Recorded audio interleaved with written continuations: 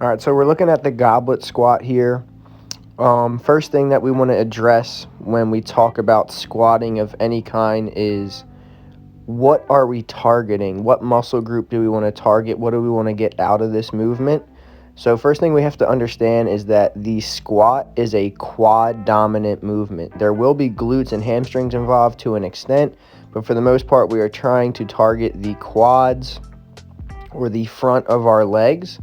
So that means we are going to have to be using the knee joint as the primary mover. So if you look at the squat here, knees are traveling forward, our hips are going straight down towards your ankles, and your chest is staying up nice and tall.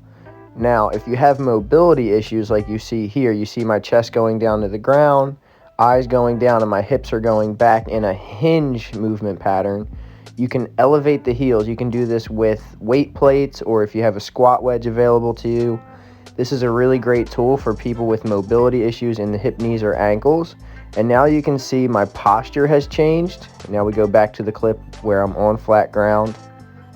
Not the best squat form now. Just elevate the heels, chest stays up nice and tall. I'm able to get lower into my squat and break 90 degrees at that knee joint, get those hips to shoot straight down to my heels. So if you take a look at this next clip, Sean, who has great mobility, he's able to break 90 degrees at the knee joint while keeping that upright posture. Back is nice and flat, shoulder blades are pulled back. He has good posture there, and he's kind of trying to remain parallel with that wall behind him.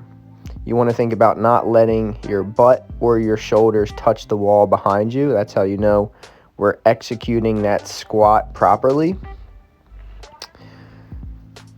And you can see the knees are pushing forward. Those knees push forward and the hips go straight down, and you want to feel the weight in your heels.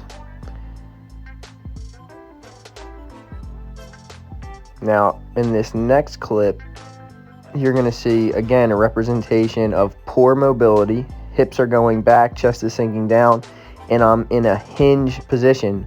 But by elevating the heels like we talked about earlier, I'm now able to shoot the hips straight down, maintain that upright posture, and the knees are able to travel forward. So now we're targeting the quads.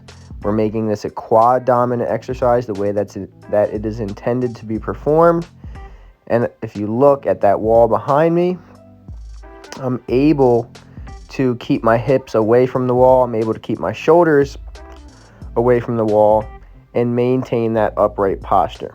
So that's your three things that you really want to check in on when we squat: knees traveling forward, maintaining that upright posture, and making sure we can sit those hips straight down to the heels.